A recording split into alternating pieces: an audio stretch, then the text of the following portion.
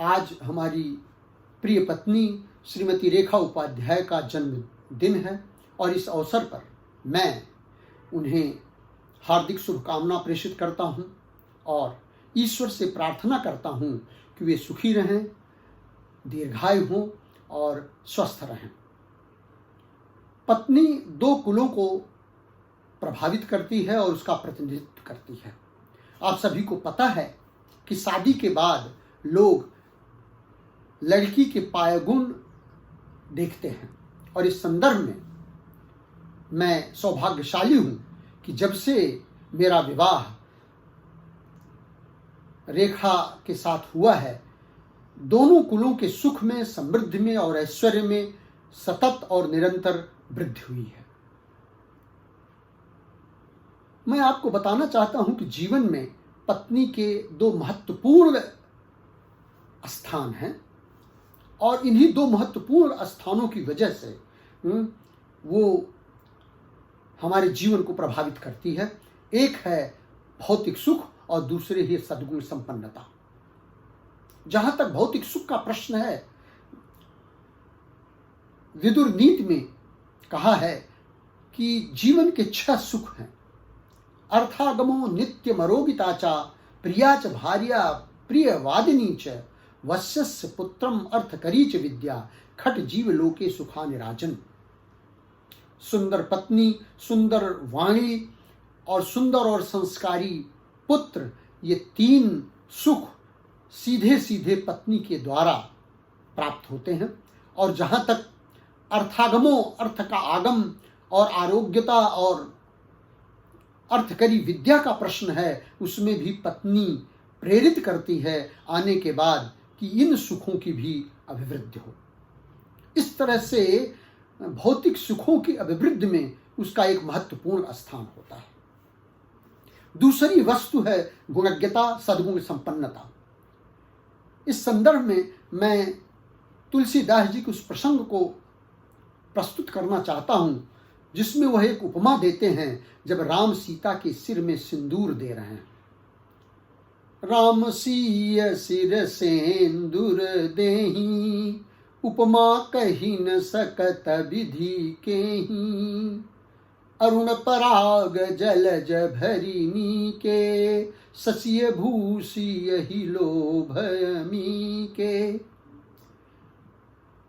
तुलसीदास जी कहते हैं कि राम सीता के मांग में सिंदूर भर रहे हैं। ऐसा लग रहा है कि जैसे कोई सर्प खिले हुए कमल को अरुण पराग से भर करके चंद्रमा का अभिषेक कर रहा हो।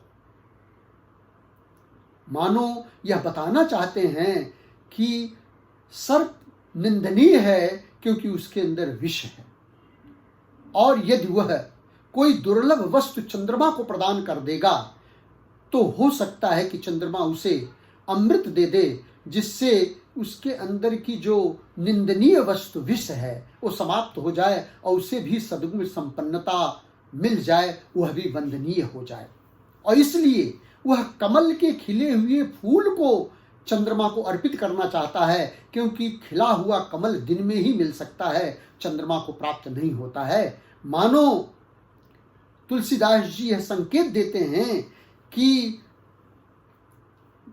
पुरुष के जो दुर्गुण हैं, जो कमियां हैं, उन कमियों को समाप्त करने के लिए पत्नी अमृत रूपी सद्गुण संपन्नता को लेकर के आती है, जिससे कि उसका जीवन सुख से और सद्गुण संपन्नता से भर जाता है। और वह सही है, क्योंकि संत तुलसीदास जी ने बड़ी महत्वपूर्ण एक और भी चौपाई लिखी है कि धीरज धर्म मित्र यदु नारी, आपद काल परखिए चारी। आपत्ति काल में पत्नी धैर्य बंधाती है, धर्म के लिए प्रेरित करती है और एक मित्र की भांति सहयोग करने के लिए दृढ़ता के साथ खड़ी रहती है। जो मित्र का कार्य है, कुपथ निवारि सुपंथ चलावा, गुण प्रगट ही अवगुण ही दुरावा। पत्नी के अंदर दिखाई पड़ता है, वो कुमार्ग से पति को हटा करके सन्मार्ग पर ले आती है, उसके अंदर के अवगुण को समाप्त करके उसके अंदर सद्गुण संपन्नता को भर देती है, जिसके लिए वह सदैव प्रयासरत रहती है।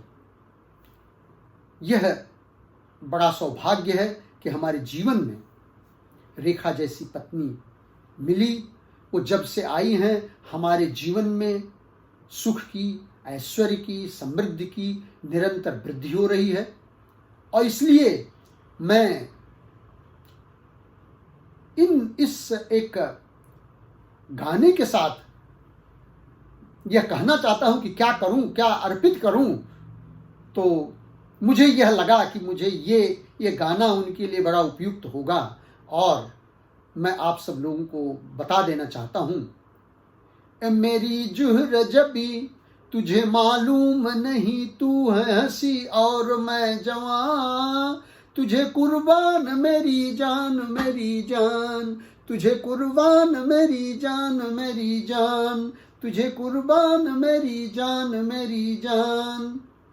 तो इसी शुभकामना के साथ, इसी प्रेम के साथ, इसी आशीर्वाद के साथ कि तुम प्रसन्न रहो, खुश रहो, दीर्घायु हो और अखंड सौभाग्यवती हो, मैं आशीष देता हूँ।